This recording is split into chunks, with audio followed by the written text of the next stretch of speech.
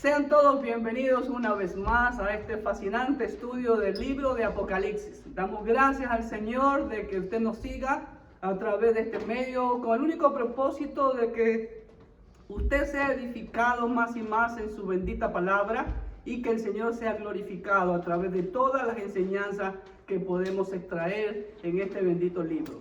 Bueno, déjenme ser honesto, hoy sí no me olvidé. Desde el momento que hablamos sobre el libro, cuando ya se comenzaron a desatar los primeros sellos, yo había hecho este pequeño rollito, como ustedes pueden ver, escrito por dentro y por fuera, ¿no? Tomando el ejemplo de lo que vemos en Apocalipsis, ¿no? Y me costó trabajo hacerle los sellos, ¿no? Con una vela y todo. Pero interesante es, como les dije en los otros videos, en los anteriores videos, es que lo que le llamó la atención a Juan fue el libro escrito por dentro y por fuera, como está esta hoja. ¿Estamos? Entonces, lamentablemente a veces los eruditos, los comentaristas, se enfocan más en los sellos que en el contenido del libro. Entonces ya hemos visto que el Cordero, nuestro Señor Jesucristo, abrió el primer sello, ¿no? Aquí lo vamos a abrir, pero todavía no está abierto el libro, no podemos ver lo de adentro. Y ya vimos que el primer sello, pues algunos creen que es el anticristo, otros creen que de pronto son falsos anticristos del cristianismo que han salido y que han triunfado, porque desde los días de los apóstoles, como el apóstol Juan dice en su carta que ya hay muchos anticristos, entonces podría ser eso, ¿ok?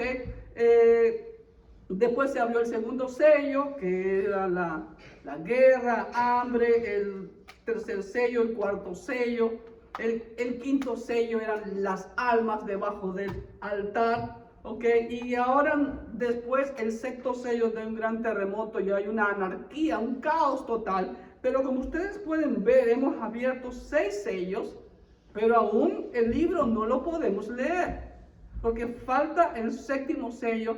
Y ahí es donde estamos ahorita en este paréntesis de entre el sexto sello y el séptimo sello. ¿Ok? Y ya vimos en el estudio anterior la primera visión de este capítulo 7, que es el paréntesis antes de abrir el séptimo sello.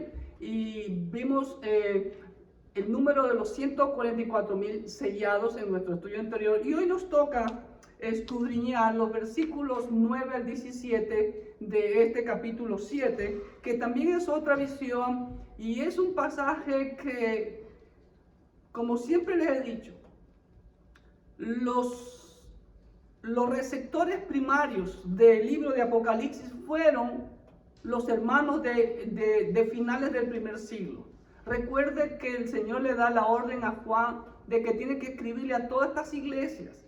Y era la costumbre también de que las cartas de los apóstoles eran copiadas y recopiadas, por eso existen más de 20,000 copias de fragmentos o partes o cartas totales del nuevo pacto. Entonces, por ende, este mensaje iba para toda la cristiandad de ese entonces, que estaba sufriendo una de las peores persecuciones por uno de los más malvados emperadores romanos llamado Domiciano. Entonces, y este pasaje que vamos a estudiar hoy es un pasaje que al escucharlo los hermanos de ese tiempo, de seguro recibieron aliento, recibieron ánimo para seguir adelante a pesar de la persecución, porque sabemos que el bien siempre va a triunfar sobre el mal. Así que voy a dar inicio a la lectura de los versículos 9 al 17 y después entramos en detalles para cada uno de ellos. Dice así: después de esto miré y aquí una gran multitud, la cual nadie podía contar, de todas las naciones y tribus y pueblos y lenguas que estaban delante del trono y en la presencia del Cordero, vestidos de ropas blancas y con palmas en las manos. Y clamaban a gran voz diciendo: la salvación pertenece a nuestro Dios que está sentado en el trono y al Cordero. Y todos los ángeles estaban en pie alrededor del trono y de los ancianos y de los 4 seres vivientes, y se postraron sobre sus rostros delante del trono y adoraron a Dios, diciendo: amén, la bendición y la gloria y la sabiduría y la acción de gracias, y la honra y el poder y la fortaleza sean a nuestro Dios por los siglos de los siglos. Amén. Entonces uno de los ancianos habló diciéndome: estos que están vestidos de ropas blancas, ¿quiénes son y de dónde han venido? Yo le dije: Señor, tú lo sabes. Y él me dijo: estos son los que han salido de la gran tribulación y han lavado sus ropas y las han emblanquecido en la sangre del Cordero. Por esto están delante del trono de Dios y le sirven día y noche en su templo, y el que está sentado sobre el trono extenderá su tabernáculo sobre ellos. Ya no tendrán hambre ni sed, y el sol no caerá más sobre ellos, ni calor alguno, porque el Cordero que está en medio del trono los pastoreará y los guiará a fuentes de aguas de vida, y Dios enjugará toda lágrima de los ojos de ellos. ¡Wow! ¡Qué hermosa visión! Y vamos a escudriñar versículo por versículo lo que el apóstol Juan vio, y vamos a exponer los puntos de vista que puedan darse o de interpretación con respecto a cada uno de estos versículos. El versículo 9. Primero que antes, esta es una toma, por así decirlo, de la parte de arriba del trono de Dios, donde el trono de Dios está en todo el medio, y al lado del trono, a su derecha, está el Cordero, ¿ok? Y también están los 7 espíritus de Dios, está el mar de cristal. Alrededor de eso, otro círculo, están los 4 seres vivientes, y alrededor de los 4 seres vivientes están los 24 ancianos, y otro círculo hacia afuera están la multitud de ángeles, y luego otra gran multitud de toda tribu, lengua y nación en el último círculo, por así decirlo. ¿Ok? Ahora bien, aquí vemos, dice que una gran multitud. Después de esto, metatausta, como ya hemos dicho, es una de las frases que se repite mucho en el libro de Apocalipsis. Y lo que denota es que es otra visión distinta a la anterior. ¿Ok? Y esta visión, Juan ve una gran multitud, la cual nadie podía contar, solo el Señor, obvio, de todas naciones y tribus y pueblos y lenguas que estaban delante del trono y en la presencia del Cordero, vestidos de ropas blancas y con palmas en las manos. Interesante. ¿Sí ven? Hay más o menos una ilustración. Ahora, esta es una escena que conmemora victoria, es una escena de victoria, es una escena de triunfo. El estar vestido de ropas blancas era una señal de victoria y también de pureza, recordémoslo, ¿ok? Y aquí también vemos una de las frases favoritas de Juan. ¿Por qué lo digo? Porque aparece 1, 2, 3, 4, 5 y con estas 6 veces en todo el libro de Apocalipsis la frase todas naciones, tribus, pueblos y lenguas, que se las ven en otros pasajes también. Ahora bien, la palma también era un emblema de victoria. Se cuenta en la historia, en el libro de los Macabeos, que cuando los Macabeos pudieron deshacerse de los griegos y del dominio de Antíoco IV, cuando él hizo la abominación desoladora y todo eso hasta que recuperaron el templo, según se cuenta la historia, dice que ellos entraron triunfalmente y desfilaron con ramas y palmas y cantando salmos. Eso lo podemos ver allá en 2 Macabeos capítulo 10 versículo 7. El grito triunfal de los fieles aquí es, que ascribe salvación. Ahora bien, note algo ahí. Juan no los reconoce. Y es interesante, ¿por qué? Porque son de toda tribu, lengua y nación. Entonces vamos a nuestras notas. ¿Qué nos dice? Algunos identifican a este grupo con los 144,000 que hemos relatado o estudiado en el pasaje anterior de este capítulo 7 del 1 al 8. ¿Ok? Primeramente, Juan vio otra visión en el cielo distinta de la anterior, la cual es de aliento a los santos. Como les decía, esto es una visión de aliento, de victoria. Saber que las promesas del Señor, que Él siempre prometió que iba a estar con nosotros hasta el fin del mundo, se están cumpliendo en esta visión. Saber que Dios no mentía. El Señor no les mintió al saber de que a pesar, como el apóstol Pablo también les dijo a los hermanos de Listra, Iconio, Antioquía, donde establecieron ancianos por primera vez en su primer viaje misionero, decía que después de muchas aflicciones y tribulaciones, pues lleguemos a la presencia del Señor. ¿Ok? Esta multitud de todo grupo étnico de la tierra, salvado por Cristo, dice que no puede ser contado por nadie excepto por Dios. Cumpliéndose así la promesa que Dios le dijo a Abraham, allá en Génesis 15:5, en Génesis 32:2 y otros pasajes más, de que su descendencia iba a ser como la arena del mar o como las estrellas del cielo. ¿Ok? Ahora, interesante, estaban delante del trono de Dios, así como vemos en Apocalipsis 4 y en Apocalipsis 5, que todos estos seres y los ángeles están delante del trono de Dios. Las ropas blancas que les fueron dadas son señal de victoria y justicia. No por sus propios méritos, recordemos siempre eso, por los méritos de Cristo Jesús. ¿Ok? Están delante del trono y en la presencia del Cordero. Y las palmas, como les decía, son señales de gozo y festividad.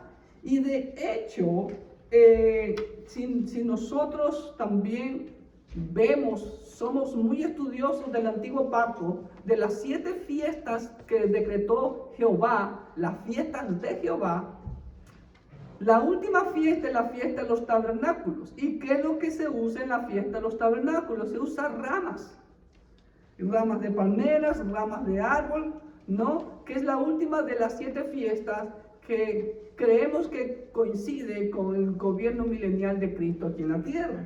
Pero también aquí vemos que en Zacarías, capítulo 14, versículo 16, escúcheme bien, dice que cuando Cristo venga a reinar, vamos a celebrar la fiesta de los tabernáculos aquí en la tierra también. Mira conmigo a Zacarías 14, 16, dice así: y todos los que sobrevivieren de las naciones que vinieron contra Jerusalén, subirán de año en año para adorar al Rey, a Jehová de los ejércitos, y a celebrar la fiesta de los tabernáculos. ¿Se dan cuenta? Ahora, ¿qué significa tabernáculo? Y más adelante vamos a ver esa palabra, y está incluida aquí en este pasaje. Recuerden que cuando el ángel Gabriel se le presentó a José y a María, le dijo que él sí sería llamado Emmanuel, pero nunca el Señor fue llamado Emmanuel, sino Jesús.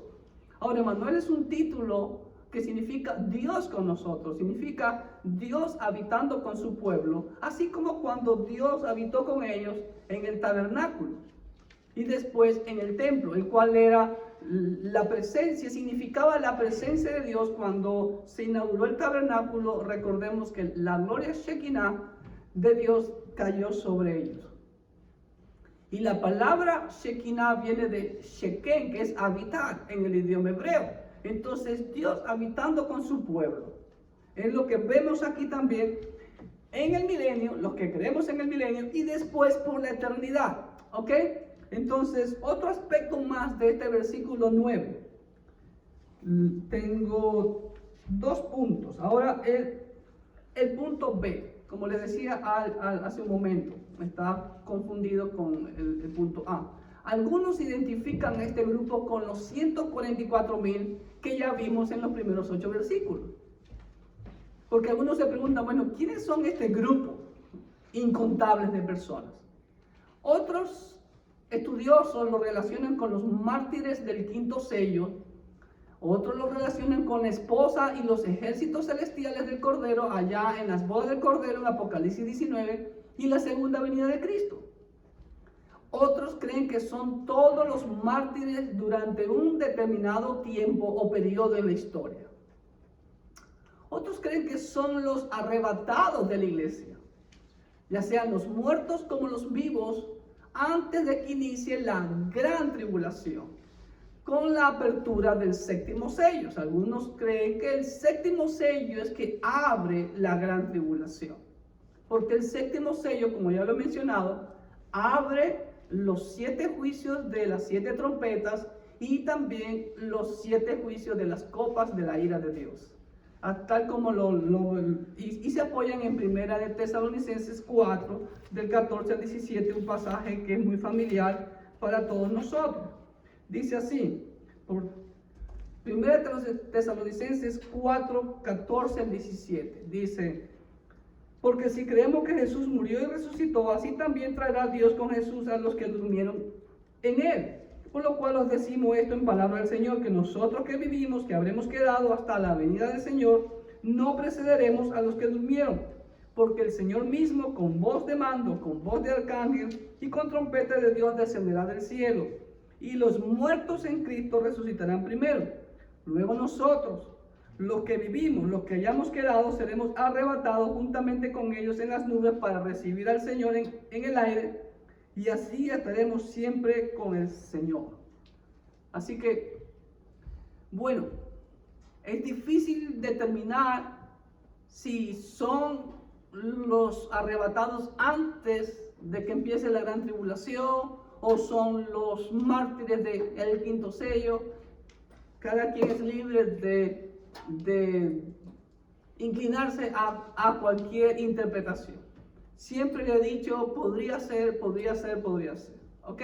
Versículo 10. Dice así en la Biblia: ¿qué hacía esta gran multitud incontable? Dice: clamaban a gran voz, diciendo: la salvación pertenece a nuestro Dios, que está sentado en el trono y al Cordero. Interesantísimo. Toda esta gran multitud clamaba al unísono, cantaban juntos y estaban dando un testimonio aquí. ¿Cuál es el testimonio? Aquí están dando el testimonio de la verdad absoluta. ¿Cuál es esa verdad absoluta que nos enseña este versículo 10? La salvación es obra totalmente de Dios y de Cristo, en el poder del Espíritu Santo. El ser humano no contribuye en nada para su salvación, como dice Pablo en Efesios 2, del 8 al 10, no por obras, para que nadie se gloríe.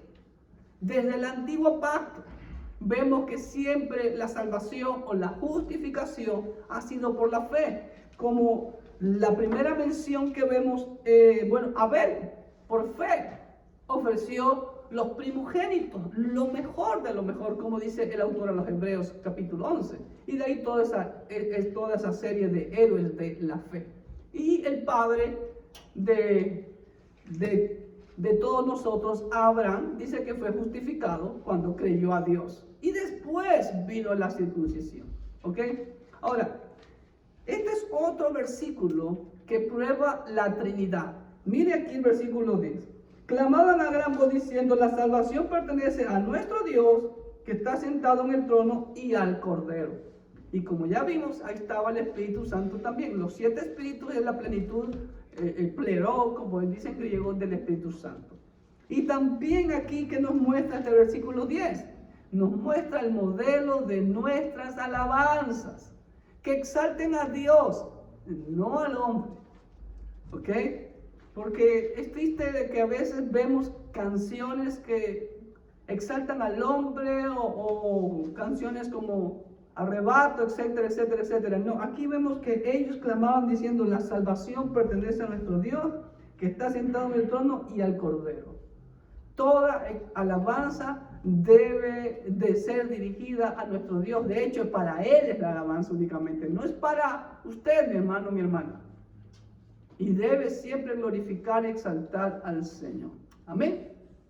Versículo 11 dice: y wow, todos los ángeles estaban en pie alrededor del trono y de los ancianos y de los 4 seres vivientes, y se postraron sobre sus rostros delante del trono y adoraron a Dios. Nuevamente, la imagen que la bajé de internet, gracias por ello, ¿no? Es difícil de captar esta visión humanamente, ¿no? Bastantes círculos concéntricos, y acá están los ángeles. Dice que todos los ángeles, la multitud de ángeles, ¿qué hicieron? Dice, se postraron sobre sus rostros delante del trono. ¿Y a quién adoraron? A Dios. El centro de adoración siempre es Dios. No el hombre.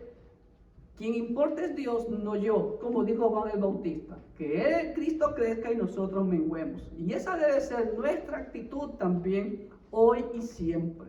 Este cuadro es majestuoso. Dios es el centro de la adoración.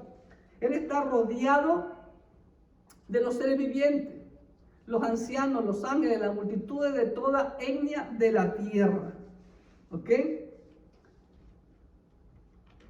Toda creación reconoce la majestad, soberanía y santidad de Dios. El versículo 12, miren lo que dice. ¿Qué decían todos los ángeles? Y se postraron, hermanos. Miren, aún los ángeles se postraron. La verdadera adoración que la vemos desde el antiguo pacto, que lamentablemente no se la practica hoy en día por los cristianos, es de rodilla y rostro en tierra. Aún los ángeles, los seres vivientes.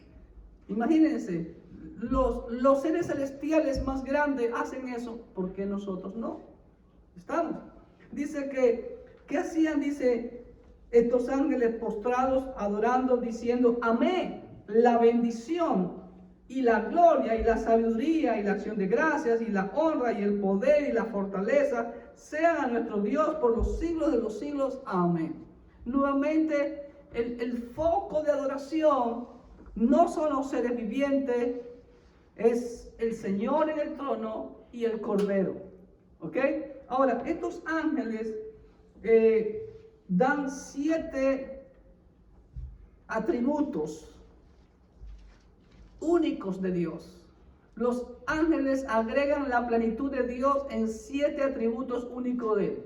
¿Cuáles son esos 7 atributos? Aquí lo dice, la bendición. La bendición de Dios.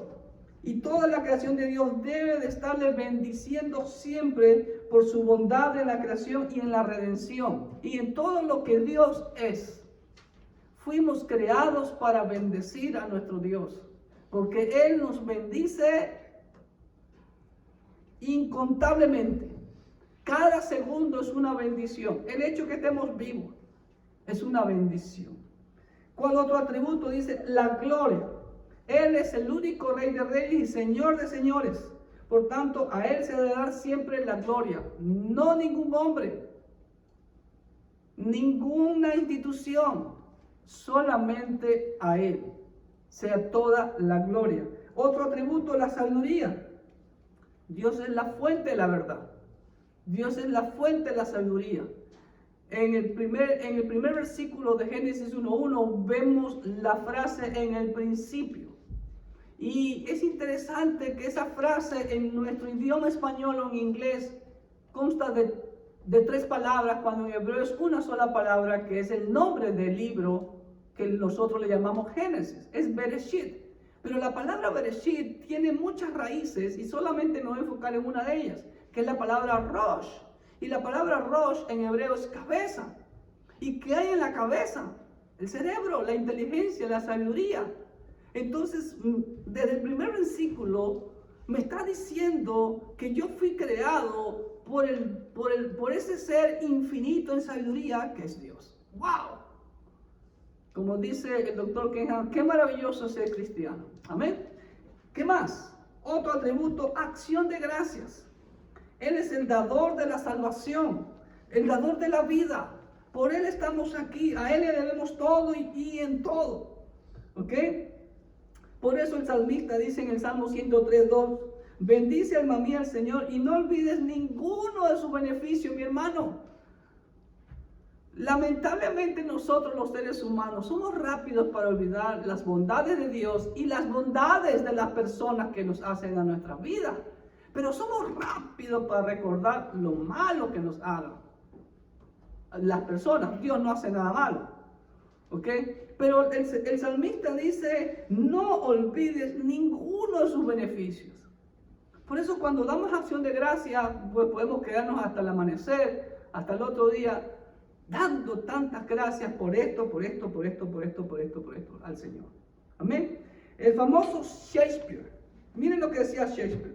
Shakespeare decía que es más agudo los dientes de una víbora el tener un hijo desagradecido.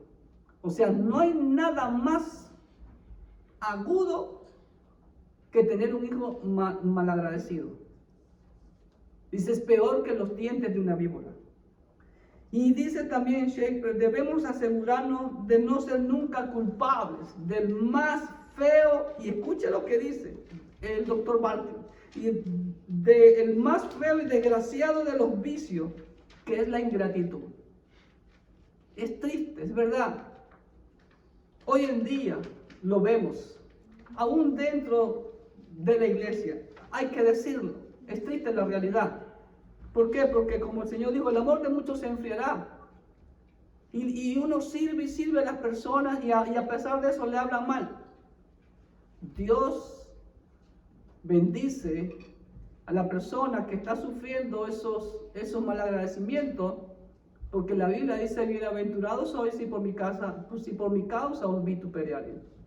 Así que no olvides de ser agradecido. El Señor Jesús también hizo notar eso.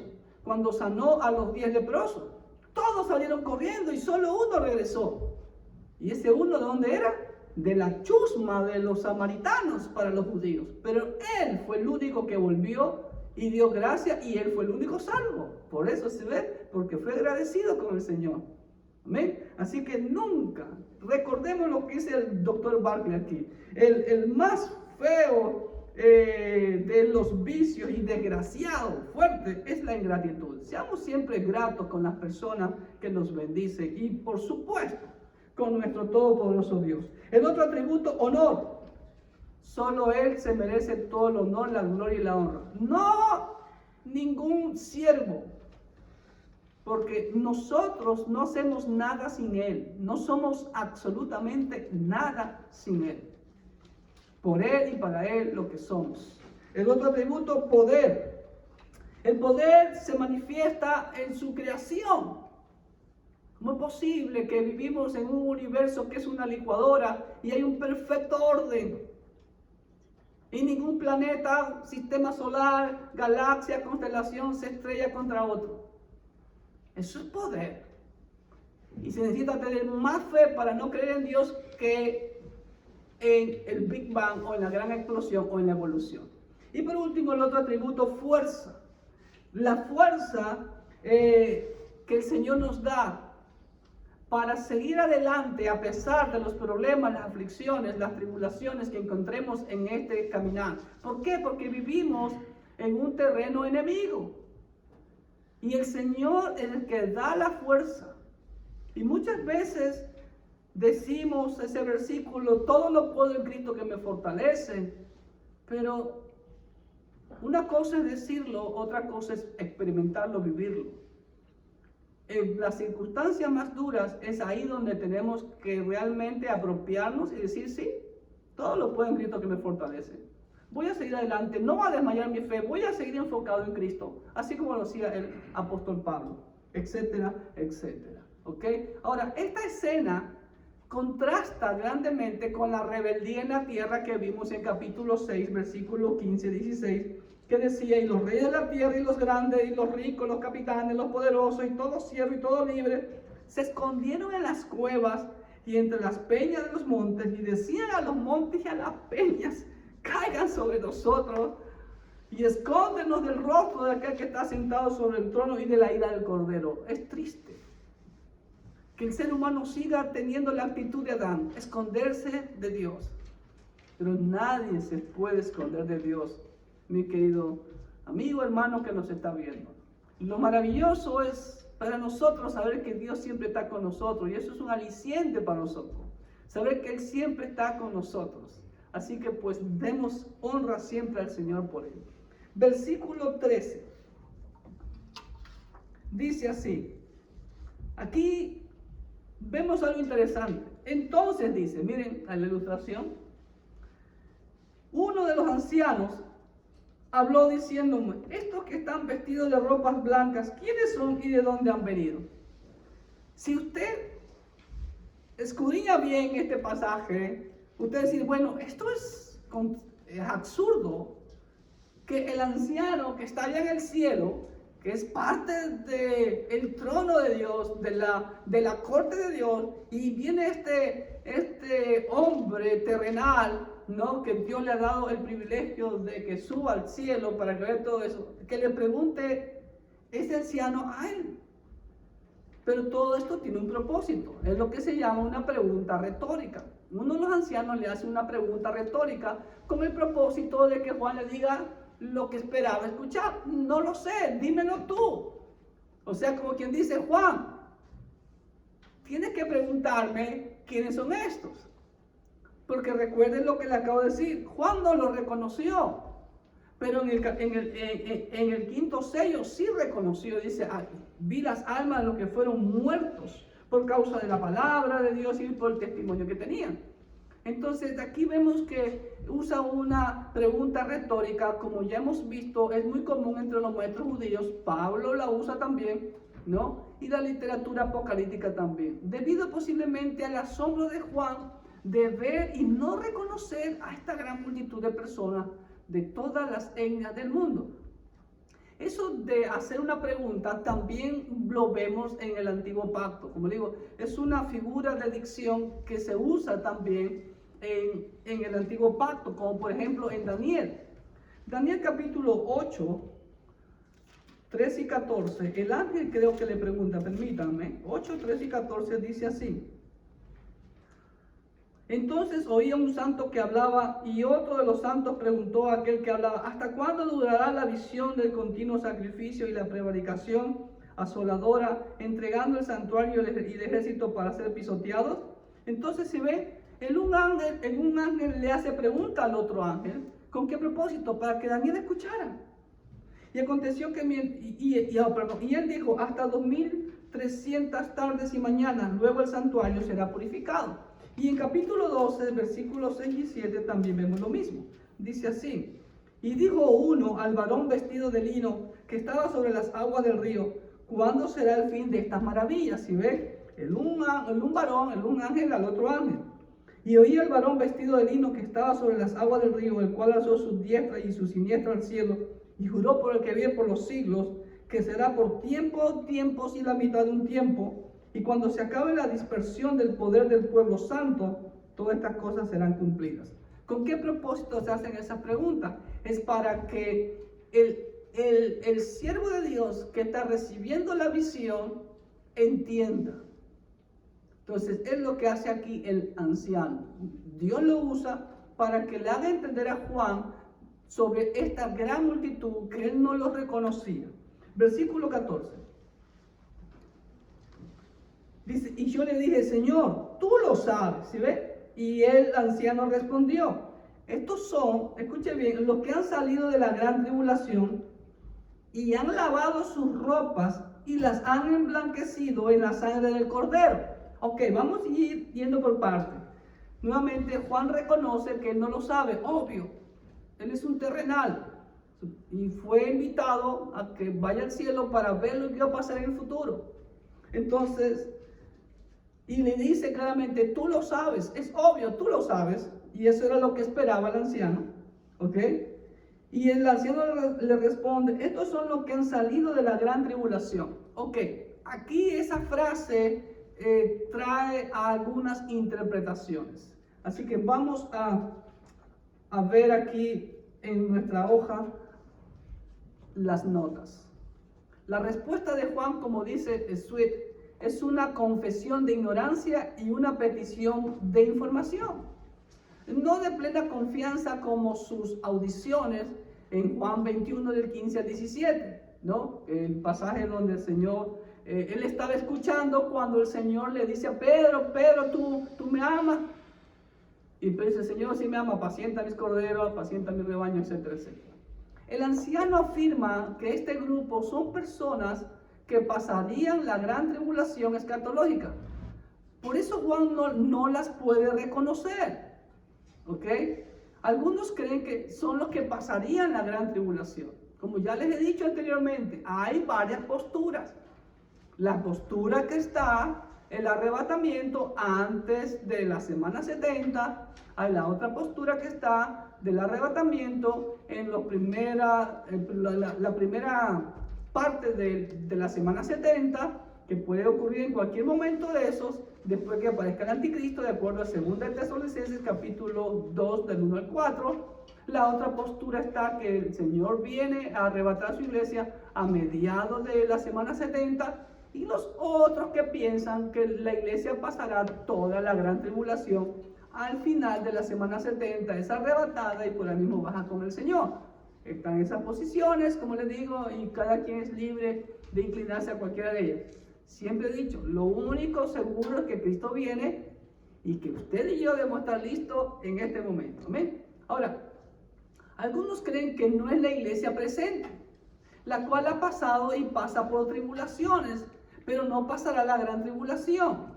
¿Por qué? Porque la promesa de Apocalipsis 3:10, le leo, dice: por cuanto has guardado la palabra de mi paciencia, yo también te guardaré de la hora de la prueba que ha de venir sobre el mundo entero, para probar a los que moran sobre la tierra. Entonces, ahí, tanto en el capítulo 3, versículo 10, y aquí, en este versículo 14, en el idioma griego, usa un prefijo que es ek. Y el prefijo ek puede ser fuera de, o que te ha sacado de la gran tribulación. Entonces, hay las diferentes interpretaciones. Algunos creen que sí, vamos a ser sacados antes de que empiece la gran tribulación, porque ese prefijo dice fuera de la gran tribulación. Otros dicen que no, que sí soportaremos la gran tribulación, pero que el Señor nos va a guardar, así como guardó a Noé. ¿Ok?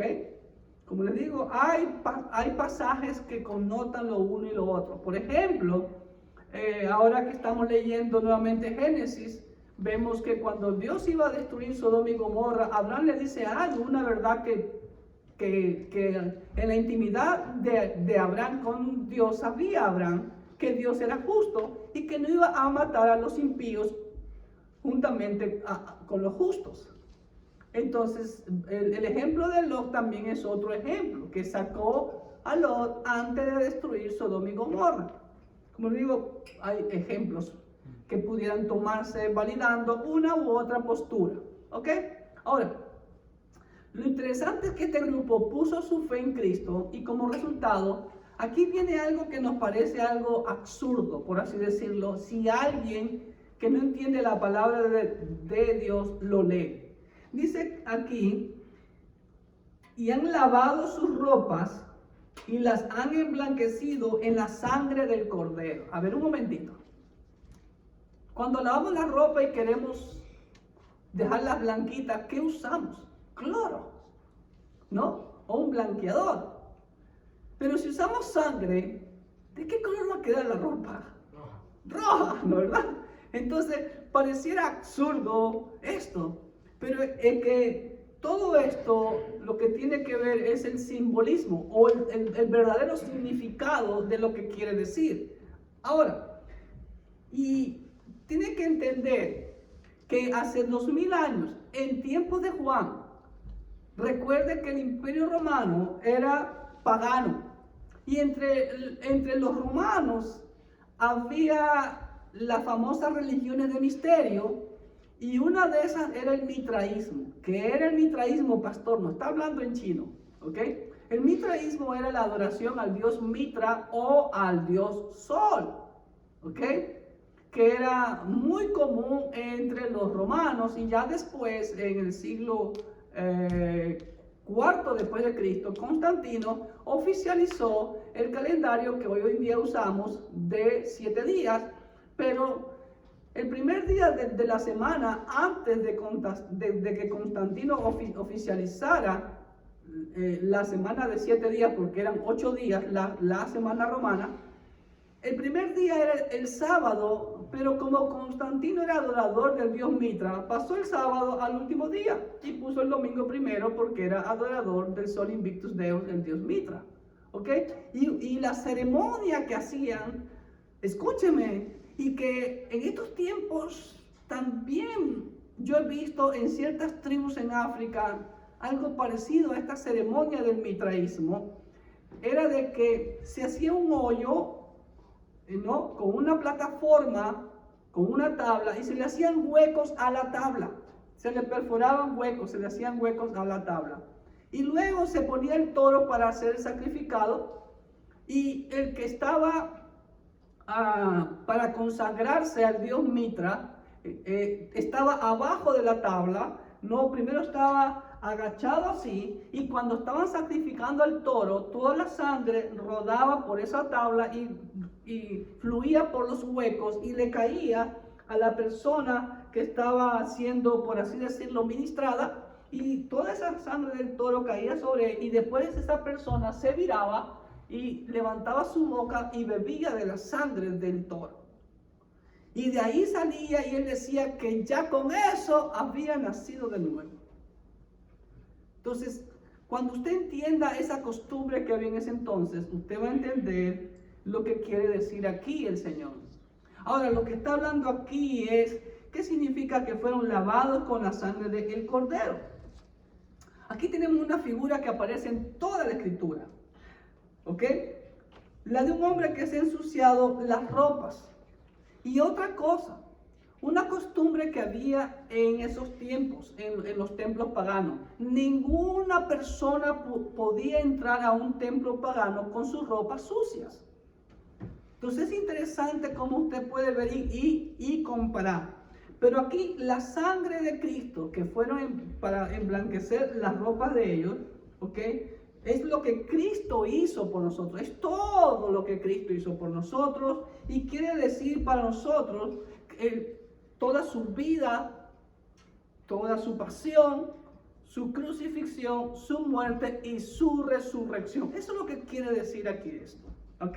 Y aquí hay 4 ideas, como dice el doctor Barclay, y de la primera se derivan las otras ideas. La primera idea, dice el doctor Barclay, está basada en el sacrificio. El sacrificio, ya lo hemos visto, era esencial en el antiguo pacto. Todos los días se hacían sacrificios por la mañana y por la noche, al atardecer. Era designado el sacrificio con el propósito de restablecer la relación para con Dios, pero era algo momentáneo porque todos los días y cada año había que hacer los sacrificios, ¿ok? El sacrificio estaba diseñado para compensar esta ruptura y restaurar la relación perdida. Ahora, la obra de Cristo en su vida y su muerte es restaurar la relación perdida entre Dios y el hombre. Número 2, dice Barclay, esta obra de Cristo tiene que ver con el pasado. Sí, obtiene para el hombre el perdón de sus pecados pasados y lo libera de la esclavitud del pecado. No más, como dice el apóstol Juan. ¿Ok? Tercero, dice, esta obra de Cristo tiene que ver con el presente. Le da al hombre aquí y ahora en este mundo, a pesar del fracaso y del pecado, le da una nueva relación íntima con Dios. Es lo que la Biblia enseña. Tenemos una relación de amor con Dios, ¿ok? En la que el miedo, como dice el apóstol Juan, desaparece. No hay temor, porque el verdadero amor, el perfecto amor, está en nosotros, que es Dios, ¿ok? Y eso es lo que tenemos. Ese es el vínculo que nos une, el amor. Y eso es lo que el Señor desea con cada uno de los seres humanos, tener una relación de amor, y que todo lo que hacemos es en base a esa relación de amor. Y por último, dice Barclay, esta obra de Cristo tiene que ver con el futuro. Libera al hombre del poder del mal y le capacita ahora para una nueva vida en victoria, como también lo afirma el apóstol Pablo. El Señor nos lleva de triunfo en triunfo, y eso es lo que el cristiano tiene que ya se ha emblanquecido sus ropas con la sangre del cordero, debe de estar haciendo. Amén. Y vamos al último. Entonces, como resultado fueron lavados y salvados espiritualmente por la sangre del cordero. Ahí vemos todos los pasajes del antiguo pacto que hacían esa ilusión. Recuerden que cuando recibieron la ley, ¿qué hizo Moisés? Dice que tomó sangre y salpicó sobre el pueblo. ¿Se dan cuenta? También significaba propiedad de Dios. Ahora son mi pueblo. ¿Ok? Primero de Juan 1:7 dice que solamente la sangre de Cristo nos limpia de todo pecado. Así que no hay otro medio en el universo, ninguna otra persona. Versículo 15. Dice, por esto están delante del trono de Dios y le sirven día y noche en su templo, y el que está sentado sobre el trono extenderá su tabernáculo sobre ellos. ¡Wow! Ahora, venga conmigo a Mateo 5:8. ¿Cuál es el requisito para poder estar delante del trono de Dios? ¿Verdad?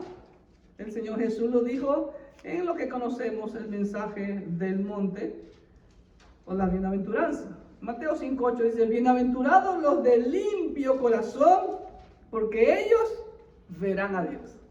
¿Se dan cuenta? Entonces aquí el único requisito para estar delante del trono de Dios es la salvación por la sangre del Cordero, como ya vimos en el versículo anterior. Ahora, están ahí, ¿y qué hacen ahí? Mire, y le sirven día y noche en su templo. ¿Escuchó? Y esto tiene que ver, como la Biblia dice, el Señor les dijo que serían un reino de sacerdotes, tanto a Israel como a nosotros la iglesia. Y recuerde, usted ate, que ¿quiénes eran los sacerdotes? Era la tribu de Leví. En la tribu de Leví estaban los hijos de Aarón, que eran los sacerdotes, y el resto de los levitas eran los que ministraban en la administración, valga la redundancia, la logística, el mobiliario, las finanzas del tabernáculo y luego el templo. Entonces, lo mismo que hacían ellos día y noche, como dice Primera de Crónicas, capítulo 9, versículo 33. Miren lo que dice Primera de Crónicas. Es lo que usted y yo vamos a estar haciendo día y noche por la eternidad. Primera de Crónicas 9:33 dice, también había cantores, jefes de familia de los levitas, los cuales moraban en las cámaras del templo, exentos de otro servicio, no hacían nada más. ¿Saben por qué? Porque de día y de noche estaban en aquella obra. Aleluya. Así que vamos a nuestras notas y después vamos a hacer una meditación. Esta escena se remonta al Éxodo, donde vemos el propósito de Dios para su pueblo. ¿Ok? ¿Cuál era el propósito de Dios de sacar a Israel de Egipto? Ahí están todos esos versículos, bueno, solo unos cuantos he puesto. Éxodo 3:12, Éxodo 12:30, 31, deja ir a mi pueblo para que me sirvan. En Éxodo 3:12, Dios le dice a Moisés que cuando saque a Israel de Egipto tendrían que venir a ese monte en donde Moisés vio la visión de la zarza que estaba en fuego pero no se consumía, que ahí lo trajera a adorar al verdadero monte Sinaí que queda en Arabia y no en la mal llamada península de Sinaí. Entonces el propósito, y Dios lo dice más de, creo que unas 20 veces, si no me falla la memoria, le dice para que me sirva. Hasta Faraón lo entendió. Vayan y sirvan a su Dios. Allá en Éxodo 12:30, 31. Imagínense, hasta Faraón lo entendió y sus súbditos. Pero el pueblo de Israel, lamentablemente, no lo entendió. Y pregunto yo, ¿hoy en día la iglesia entiende que fuimos salvos para servir al Señor? Y aquí en el cielo serviremos día y noche por siempre. Entonces debemos hacer lo mismo. Y ahí están todos los pasajes en Éxodo. Miren, en 1 Tesalonicenses también Pablo dice que los tesalonicenses fueron transformados, fueron convertidos de los ídolos a Dios para servir al Dios vivo. Lo mismo dice Hebreos 14, Marcos 10:45, el famoso pasaje que el Señor dijo claramente que el que quiera ser el más grande, el que quiera ser el primero entre todos, debe ser esclavo de todos. Porque esa es la palabra siervo, esclavo. Y después dice, y el que esté sentado sobre el trono extenderá su tabernáculo sobre ellos. ¿Qué significa tabernáculo? Como les decía, la palabra habitar en hebreo es shekem, y de ahí viene la palabra shekinah. Lo que significa es que va a extender su gloria sobre ellos. ¿Ok?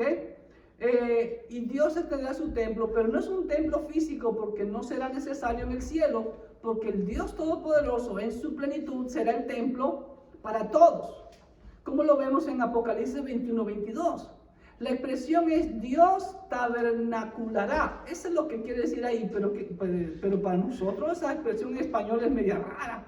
Lo que quiere decir es que Dios extenderá su gloria. Porque estamos ahorita los cristianos, aquí vivos en este mundo, estamos en el proceso de santificación, cada día más y más y más y más hasta llegar a la estatura de la plenitud de Cristo Jesús.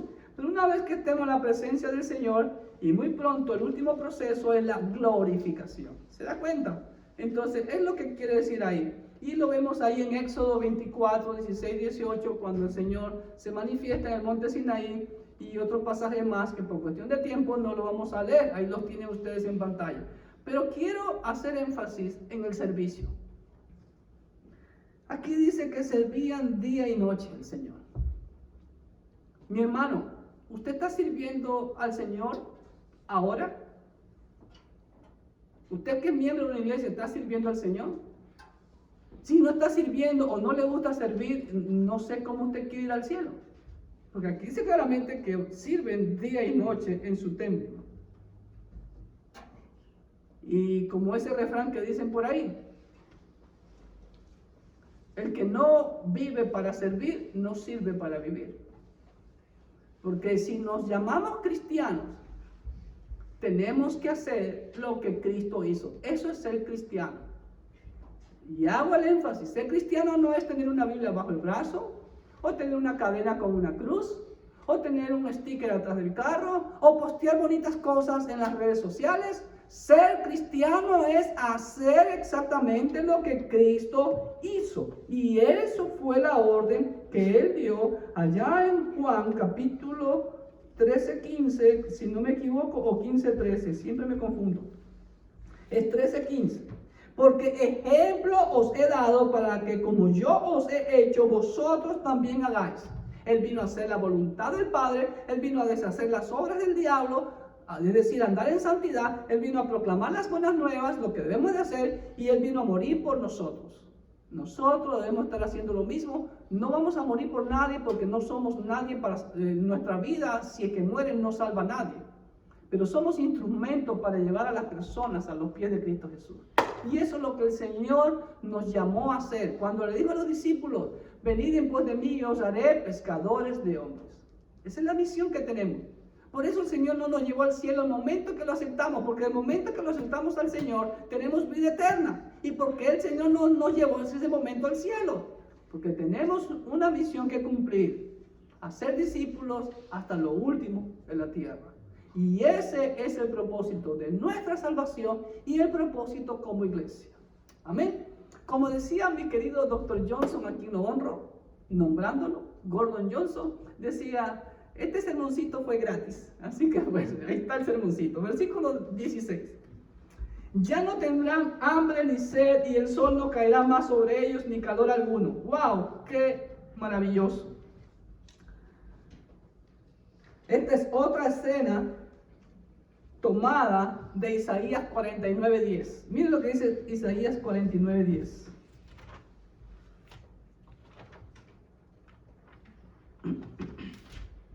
Dice así: no tendrán hambre ni sed, ni el calor, ni el sol los afligirá, porque el que tiene de ellos misericordia los guiará y los conducirá a manantiales de agua. Como les he dicho siempre, muchos pasajes del nuevo pacto, según los expertos, el 75% son mención del antiguo pacto, y este es uno de ellos. ¿Ok? Vamos al 16. Ahí está la gran multitud con palmeras delante del trono y del cordero. ¿Ok? Otra escena tomada de Isaías 49:10, donde vemos una lista de bendiciones que gozan los que están en el cielo. No tendrán hambre ni sed.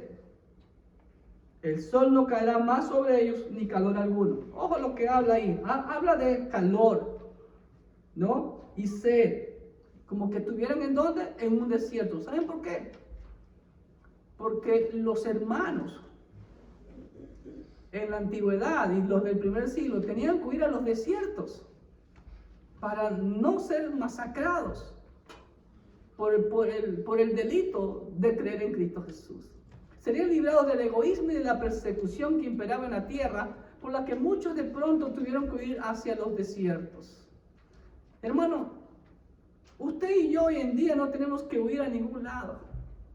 Vivimos en este lado del mundo en donde todavía no hay persecución como sufren nuestros hermanos en Afganistán, en China, en Corea del Norte, en India, en Nigeria, Madagascar, Mozambique y otros países más, sobre todo lo de la ventana 1040.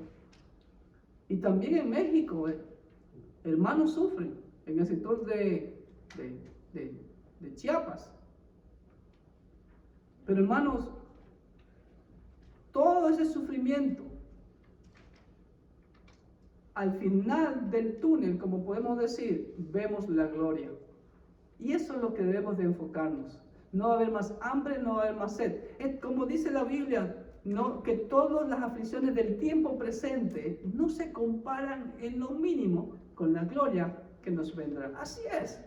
Y por eso este pasaje habla de eso, de aliento y de ánimo para los hermanos de ese tiempo y para nosotros también.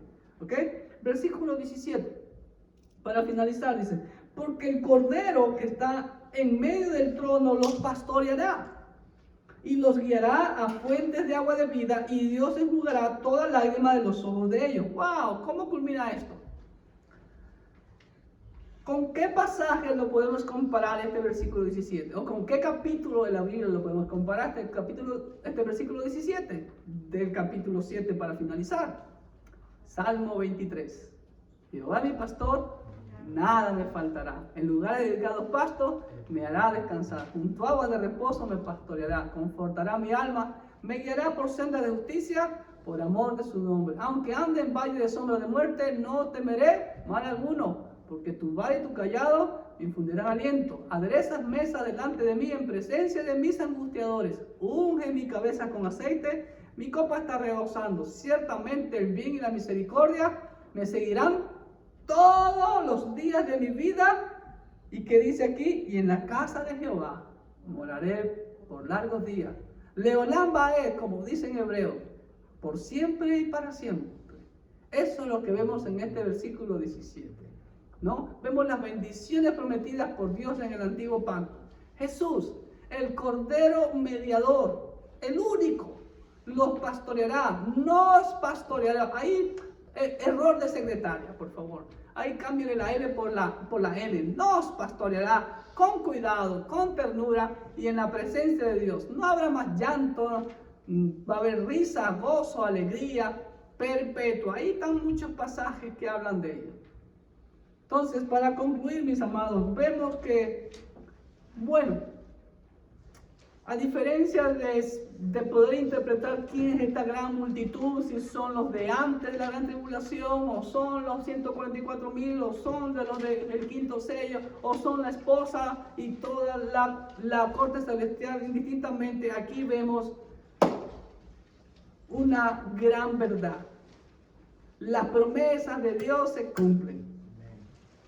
Aquí vemos que para nuestros hermanos, primariamente, que recibieron la noticia de esta carta hace 1900 años atrás aproximadamente, fue de gran aliento y ánimo saber que no importa las aflicciones, les espera una eternidad de gozo, de paz, de abundancia, de saciedad, ¿no? Sobre todo en la presencia de nuestro Dios y el Cordero, nuestro amado Salvador Jesucristo, el príncipe de los pastores, como dice el apóstol Pedro, nos pastoreará. Y hermano, quédese con eso y que esto le incentive a seguir adelante. Que si está ahorita medio flojito y no está sirviendo, dedíquese a servir, porque hay gozo sirviendo al Señor. Eso da significado a nuestras vidas. Y no hay nada más maravilloso que servir al Señor. Todo lo que usted haga en este mundo, secularmente, intelectualmente, queda aquí y para el olvido. Pero lo que usted haga para el Señor tendrá trascendencia eterna. Que Dios me los bendiga. Nos vemos en el próximo capítulo.